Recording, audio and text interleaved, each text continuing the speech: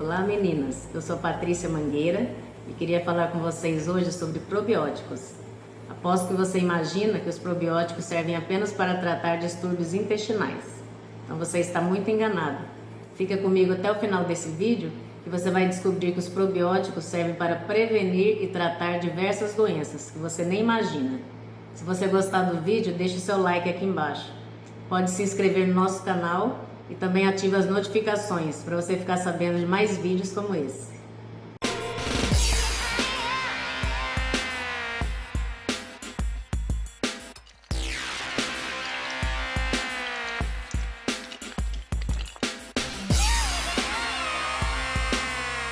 Os probióticos são micro-organismos vivos, ou seja, são bactérias benéficas que agem no nosso intestino, ajudando na absorção e na digestão de diversos nutrientes.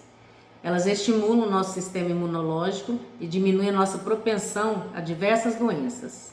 O microbioma intestinal, ou flora intestinal, ou microbiota intestinal, são diversas bactérias, em torno de 100 trilhões, que vivem no nosso organismo, no nosso intestino. Ali elas se aderem às células epiteliais do intestino e formam uma espécie de biofilme.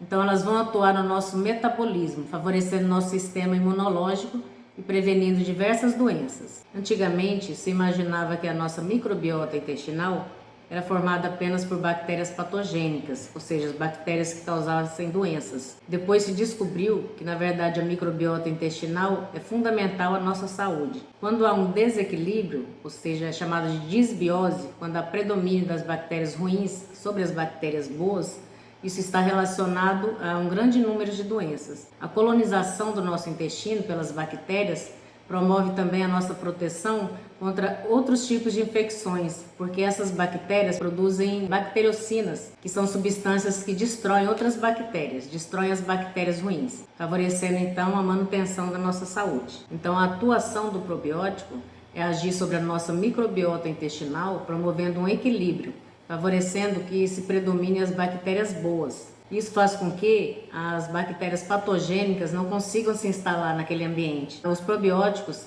também ajudam na absorção de muitos nutrientes que a gente não conseguiria sem essas bactérias, porque o nosso organismo não é capaz de digerir todo tipo de alimento, principalmente alguns tipos de fibras. Hoje se sabe que a microbiota intestinal já começa a ser formada na vida intrauterina, através da passagem de bactérias da placenta para o feto. Isso continua com o parto. No parto vaginal, ocorre transferência de bactérias do canal vaginal da mãe também para a criança. Isso já não ocorre no parto cesariano. As crianças que foram amamentadas também até 6 meses com leite materno exclusivo também têm o benefício de melhorar sua flora bacteriana, porque o leite materno é rico em probióticos. Já as crianças que fazem uso de fórmulas, fórmulas lácteas, elas não têm esse benefício. Sabe-se que a flora bacteriana, ela tem muita mudança também com o estilo de vida. Uma flora bacteriana não é idêntica de uma pessoa para outra e às vezes é considerada até como uma impressão digital.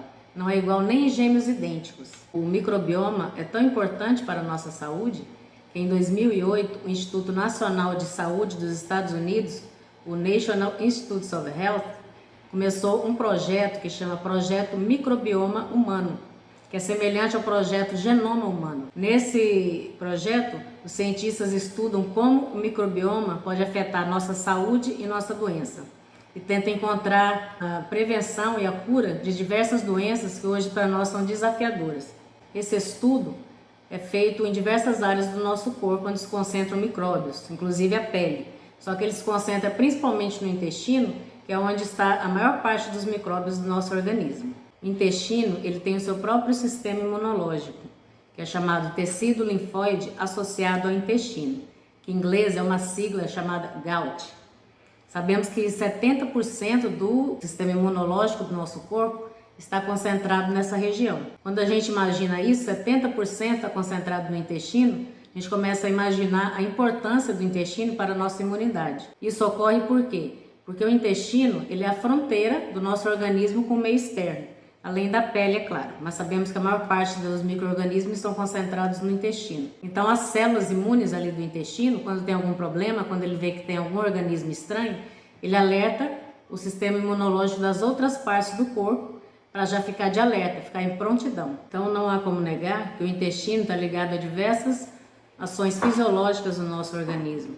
O microbioma intestinal está relacionado à imunidade, ao metabolismo, absorção de gorduras e carboidratos, alteração na nossa libido, comportamento, sono.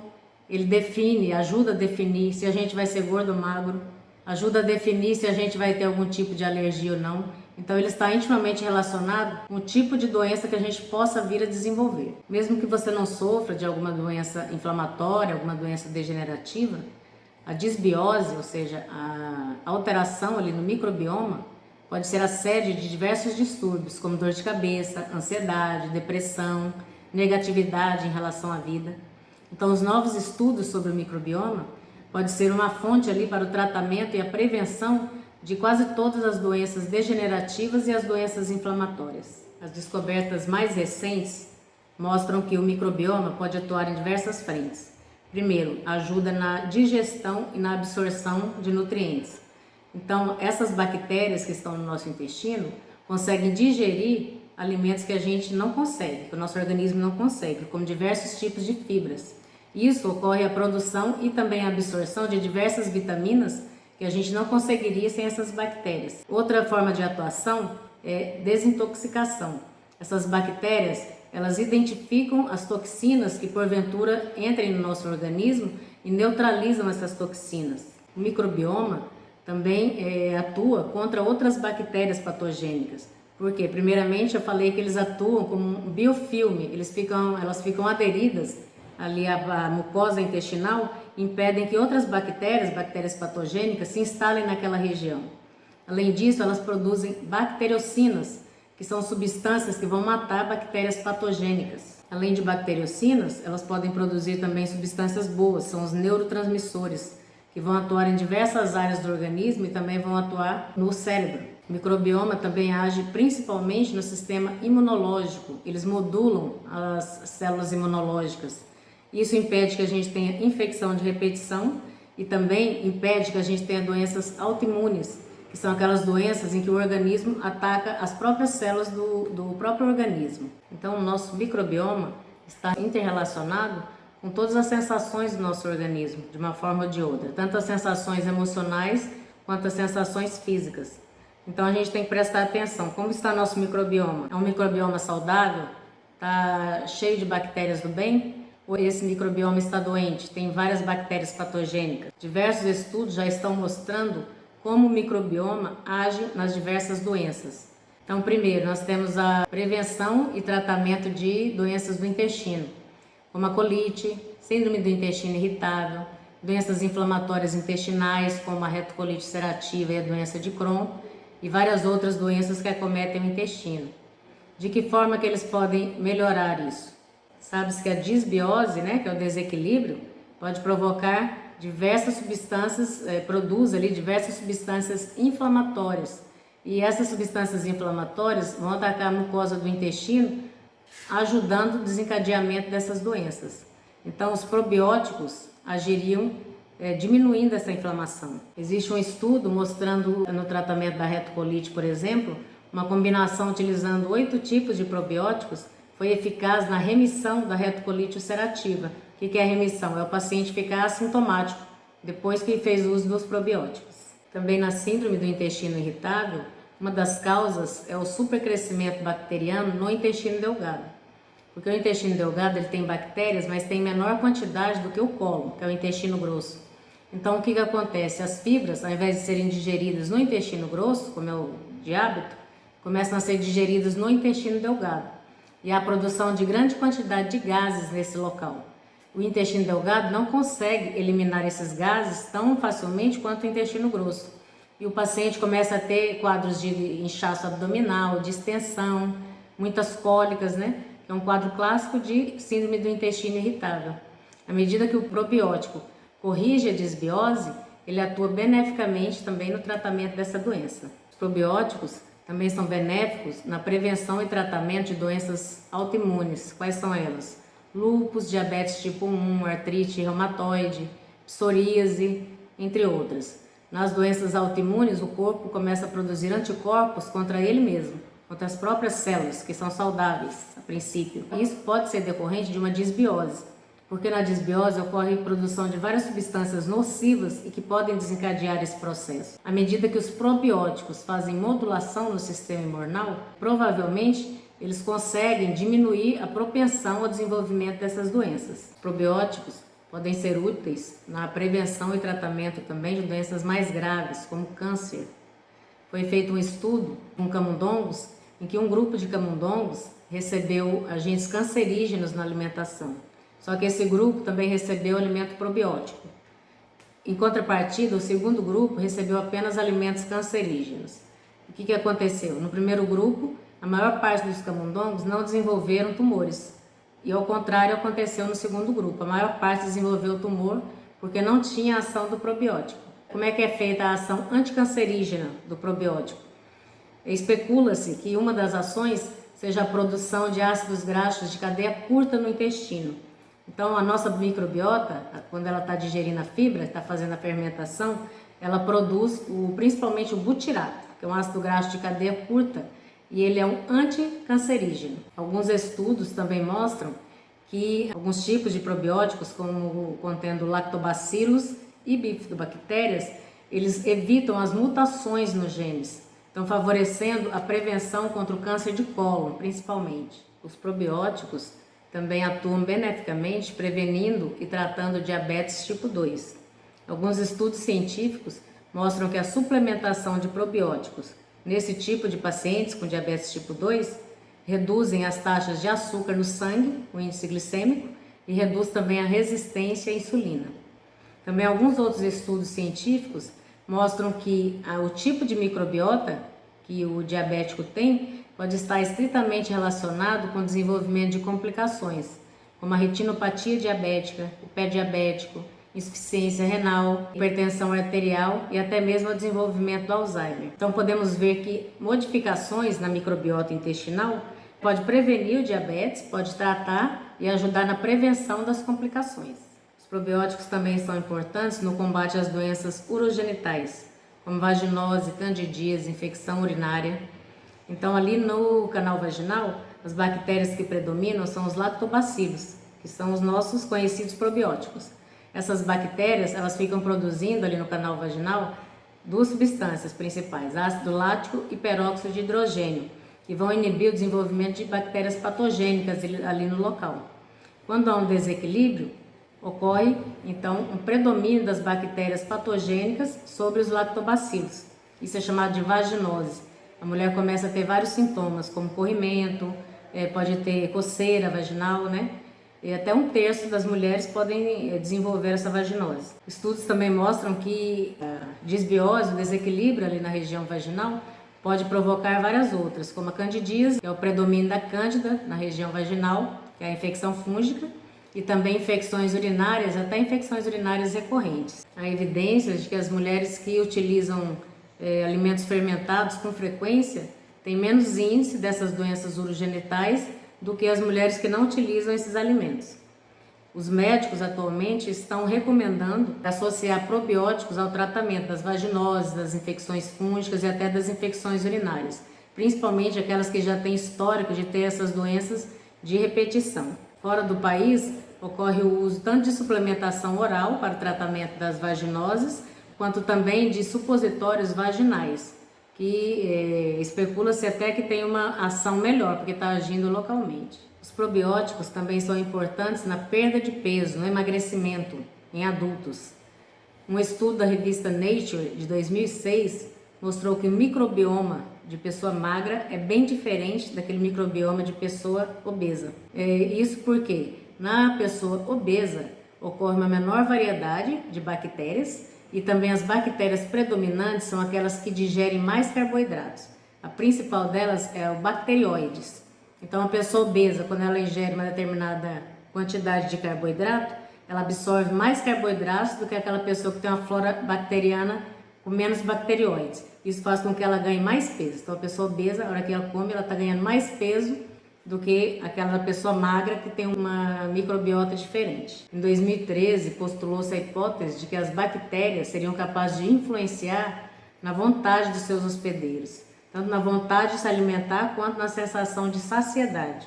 Então, esses estudos mostram que as bactérias são muito importantes quando se trata de emagrecimento, né? Em protocolos de emagrecimento, seria ideal associar probióticos. Da mesma forma como os probióticos ajudam a reduzir a obesidade no adulto, isso acontece também na obesidade infantil. Hoje se sabe que 1 em cada 3 crianças nos Estados Unidos já são obesas e esse número vem aumentando. Crianças que nascem com mais de 4 quilos, elas têm maior tendência a ficarem obesas na idade adulta. E descobriu-se que as mulheres que fazem uso de probióticos e de alimentos fermentados, elas têm menor índice de diabetes gestacional, que é a maior causa das crianças nascerem grandes, acima de 4 quilos. Então, mostrando aí que os probióticos podem já atuar na obesidade ali desde a vida intrauterina. Também as crianças que tiveram aleitamento materno exclusivo, pelo menos até os 6 meses, elas têm menor risco de tornarem-se adultas obesas, porque o tipo de bactérias que predomina no seu intestino é semelhante àqueles dos adultos magros, predomina bifidobactérias, ao contrário das crianças em que não tiveram aleitamento materno exclusivo. Outro benefício dos probióticos é aumentar a longevidade. Quem não quer viver mais, né? E viver com saúde? Os estudos estão mostrando que nas pessoas que vão envelhecendo há uma diminuição do número das bactérias boas na microbiota intestinal, como os lactobacilos e as bifidobactérias. Também nota-se que em idosos há uma diminuição da função imunológica, tanto que nos idosos é aconselhável que se faça vacina contra a gripe anualmente, porque eles não têm um mecanismo de defesa tão eficiente. Inclusive, quando se descobriu os probióticos, foi pela observação de tribos que faziam uso de alimentos fermentados que tinham uma longevidade aumentada, viviam até 100 anos.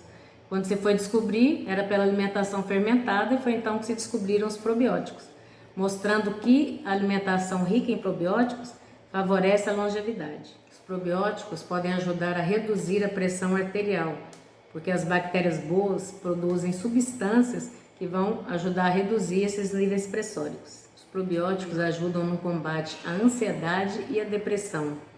Um estudo canadense mostrou diminuição expressiva da ansiedade em populações que consumiam probióticos.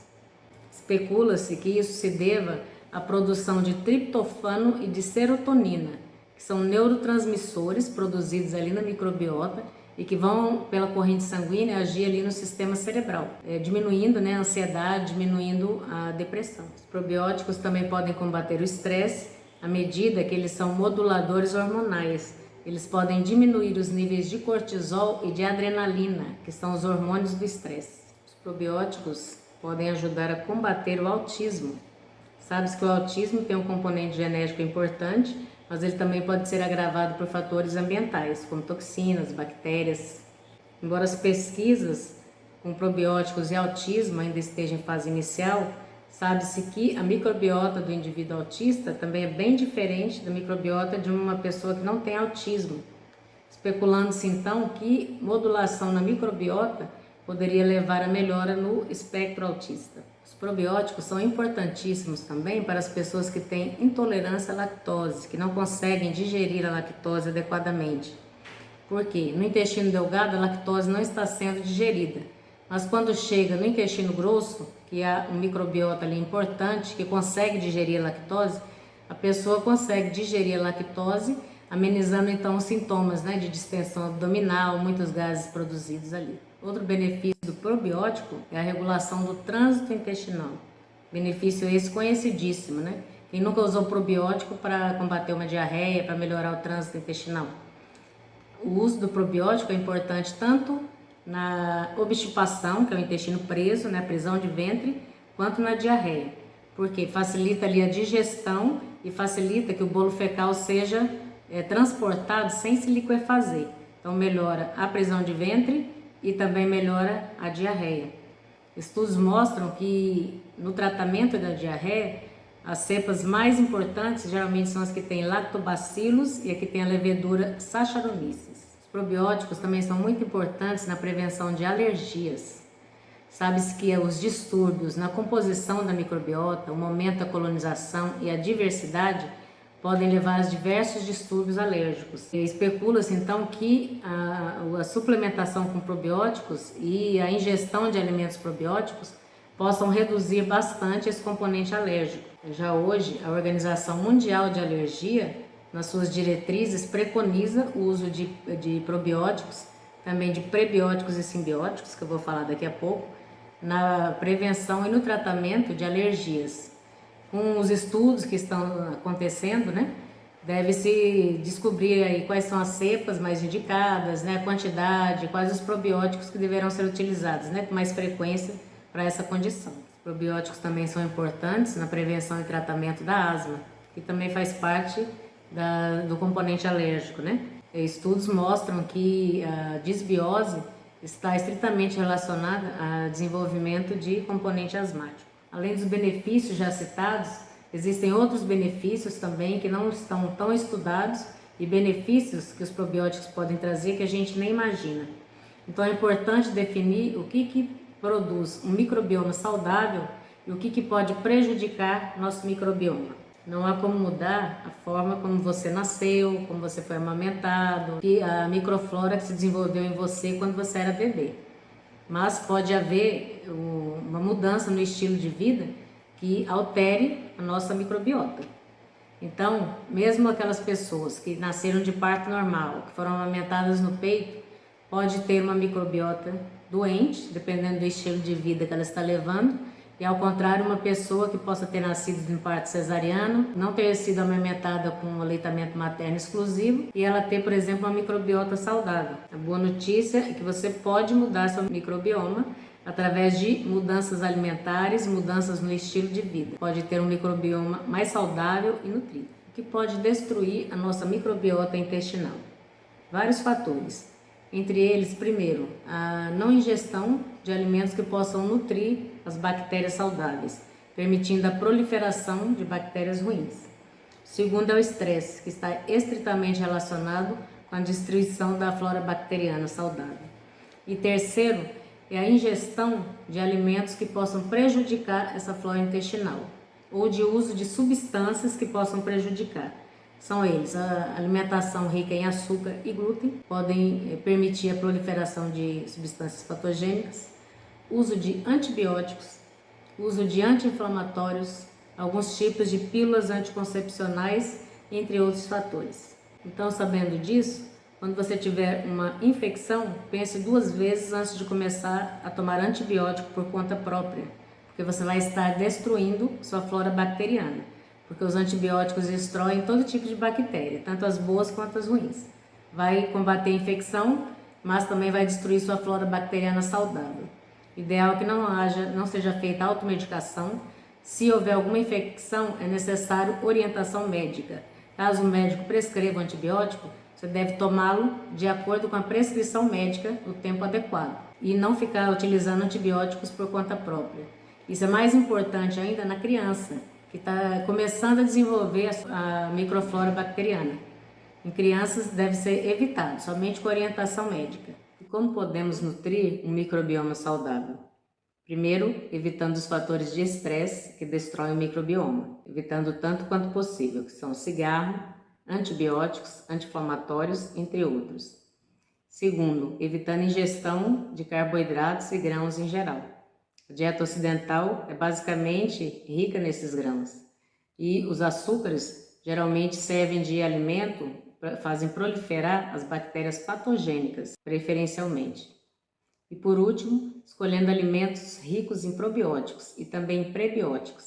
O que são prebióticos? São fibras especiais que servem de alimento para as bactérias do bem, para os probióticos. Como podemos tomar probióticos? A primeira maneira é através da ingestão de alimentos fermentados, que contêm probiótico. A segunda maneira é através da ingestão de suplementos probióticos. Quais são os alimentos que contêm probióticos? Os alimentos que contêm os probióticos naturais são os fermentados. Fermentação é o processo metabólico de conversão dos carboidratos, dos açúcares, em ácidos. Para que isso ocorra, é necessário que exista no alimento bactérias boas ou leveduras, algumas específicas. Esse processo ocorre com privação de oxigênio. Então, a bactéria faz uma pré-digestão do alimento. elas digerem esse alimento muito mais rápido do que as nossas próprias enzimas digestivas. Inclusive, alguns tipos de alimentos, o nosso organismo não tem condição de digerir. Então, a fermentação já é uma pré-digestão desses alimentos. Quando ocorre essa fermentação, vai ocorrer produção de ácido, como eu falei. Os ácidos vão eliminar as bactérias nocivas que estão ali. Quando ocorre essa digestão, fermentação, ocorre também produção de várias vitaminas, como vitamina A, vitamina C, K e vitaminas do complexo B. Os micro-organismos mais utilizados na fermentação são aqueles produtores de ácido lático. Então, são eles, os lactobacilos e as bifidobactérias. Esses dois micro-organismos, eles fazem parte da nossa microbiota normal. Alguns tipos, além de produzirem ácido lático, produzem também bacteriocinas, que são aquelas substâncias que destroem as bactérias. Pelo fato de haver produção de ácido lático ali no alimento fermentado, é um alimento que tem um teor mais ácido e por isso não se proliferam as bactérias patogênicas. E por isso os alimentos fermentados se mantêm mais tempo de conservação. Fermentação, então, é uma técnica milenar de conservação de alimentos. No entanto, após o processo de industrialização, a quantidade de bactérias nos alimentos fermentados reduziu-se drasticamente. Isso ocorre porque, pelo processo de industrialização, ocorre pasteurização dos alimentos e também aquecimento, destruindo as bactérias patogênicas, mas também destrói muitos probióticos. Por exemplo, o leite que a gente consome hoje, que é pasteurizado, não adianta deixar ele fora da geladeira que ele não vai sofrer processo de fermentação, porque já não tem bactérias boas, probióticos. Não tem bactérias patogênicas, mas também não tem os probióticos. Também muitos alimentos de hoje são conservados, por exemplo, com vinagre e não com bactérias. E isso faz com que não ocorram os probióticos ali. Também os alimentos fermentados produzidos em supermercado, isso deve-se prestar atenção na marca, alguns são alimentos fermentados, só que depois sofrem aquecimento. E aí ocorre que a destruição desses probióticos. Então, quando se for comprar algum alimento fermentado no supermercado, em algum local do tipo, tem que se prestar atenção na marca que está sendo utilizada. Porque alguns alimentos, na verdade, não têm a quantidade adequada de probióticos. São os alimentos que podemos adquirir ricos em probióticos. Primeiro, são os iogurtes com culturas vivas, que são vendidos em supermercado. Prestar atenção que a maior parte desses produtos industrializados contém uma grande quantidade de açúcar e adoçantes artificiais. Então aí perde muito o valor dos probióticos.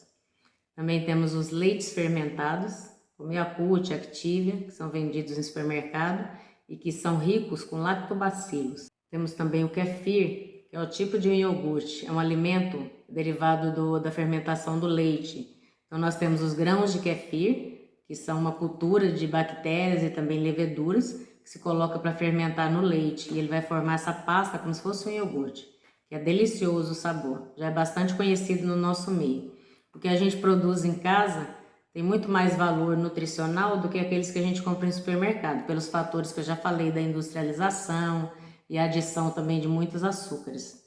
O kefir é super fácil de produzir e ele, para quem tem intolerância à lactose, você pode deixar ele mais tempo fermentando, porque você vai ter menos lactose no produto final, ou pode ser utilizado o kefir de coco ou o kefir de água. Tem também a kombucha, que é uma bebida derivada da fermentação do chá preto ou do chá verde.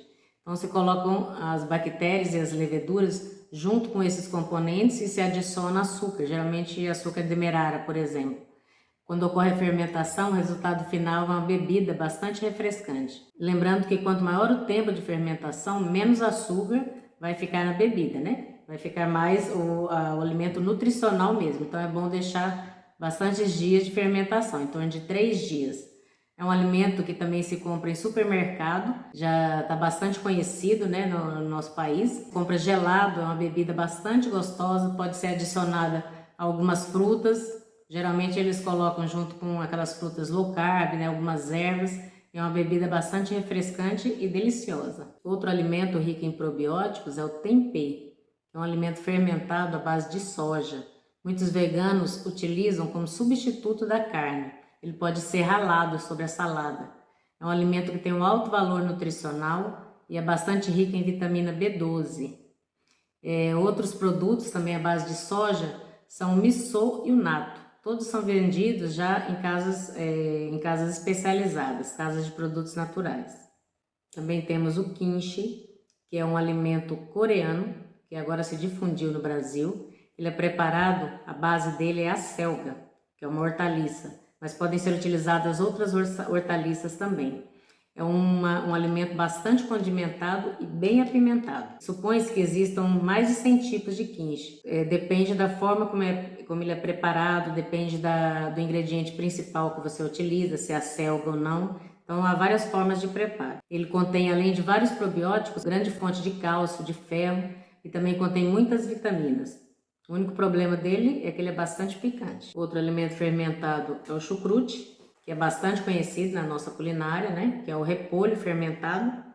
E ele, além de ter ser uma fonte rica em probióticos, ele também contém colina, que é uma substância necessária na neurotransmissão dos impulsos nervosos para o sistema nervoso central. Tem-se ainda o picles, um alimento fermentado muito gostoso, e também as verduras em conserva. Lembrar que essa conserva não deve ser feita com vinagre, deve ser feita em salmoura, com sal, senão já perde as propriedades probióticas. Também existe o creme de leite azedo, que é o sour cream. Tecnicamente é um alimento fermentado, mas durante o processo de fabricação ele pode perder algum componente probiótico. Tem que dar preferência para aquelas empresas que no final do processo ainda adicionam culturas vivas ao creme de leite, que são melhores, tem mais valor nutricional. Então, podemos ver que tem vários alimentos que podem ser utilizados como probióticos, são os alimentos fermentados.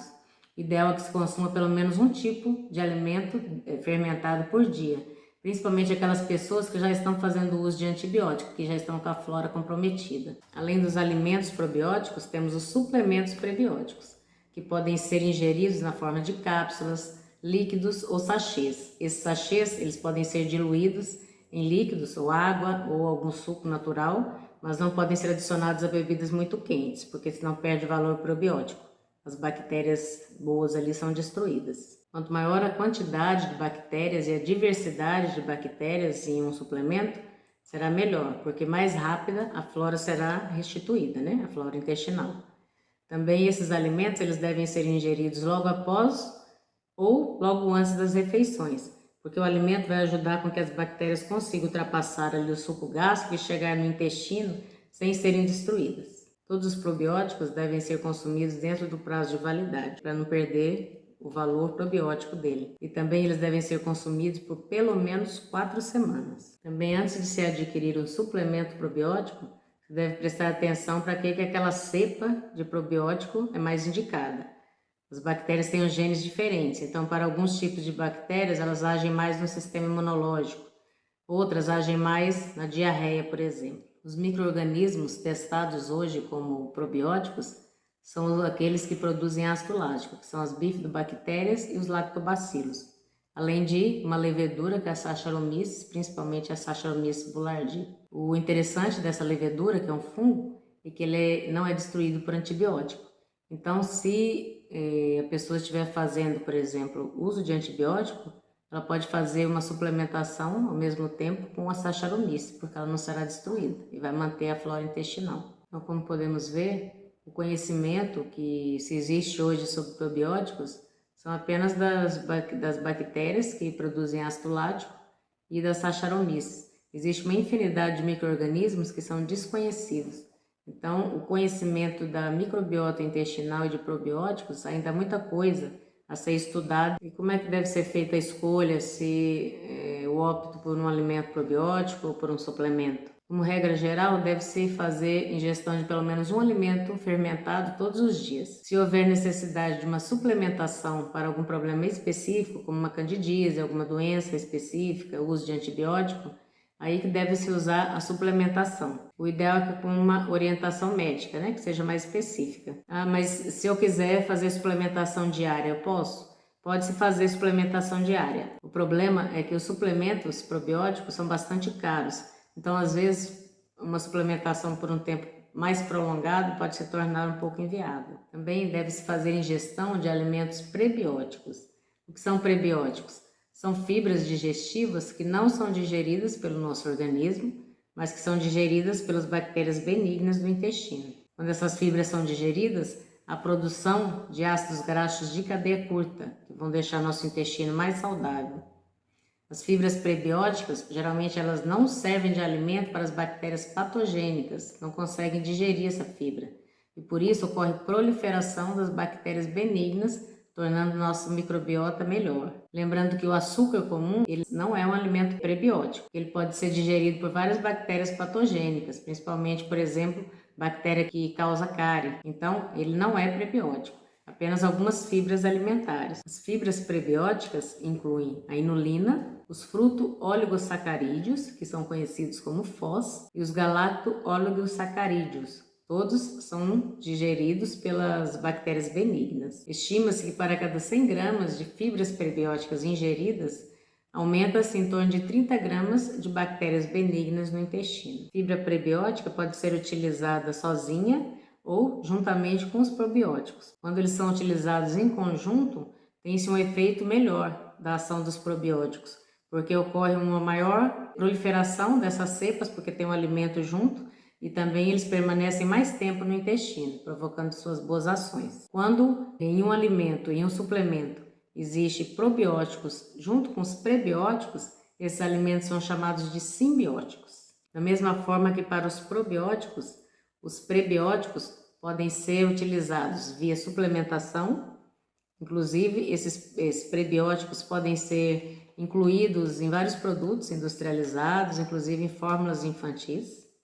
E também existem prebióticos nos alimentos naturais. São eles: a alcachofra, a cebola. A cebola é bem rica em inulina e fruto-oligosacarídeos, que são 2 tipos de prebióticos.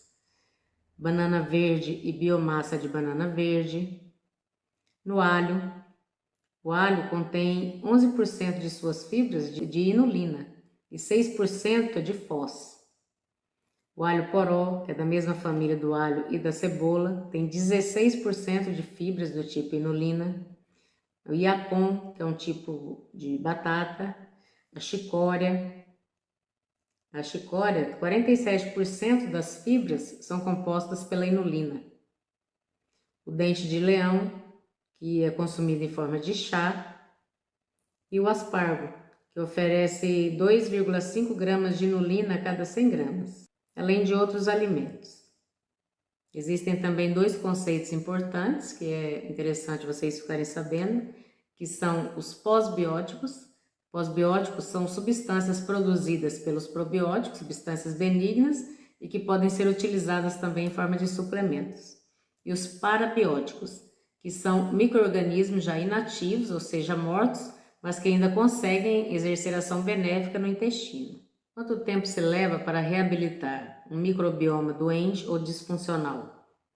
É variável, mas a partir de 6 dias de alteração já de mudança alimentar, já ocorre um aumento de bactérias no intestino, de bactérias benignas. Agora, essa reabilitação, a média, é que ocorre em torno de 30 dias. Por isso que se estimula a usar os suplementos probióticos por 4 semanas. Então, nós podemos ver que os probióticos, apesar de as pesquisas ainda estarem no início, eles atuam beneficamente a nosso favor e eles podem servir como prevenção e tratamento em uma série de doenças. Espero que vocês tenham gostado do vídeo. Se gostaram, deixem um like aqui embaixo.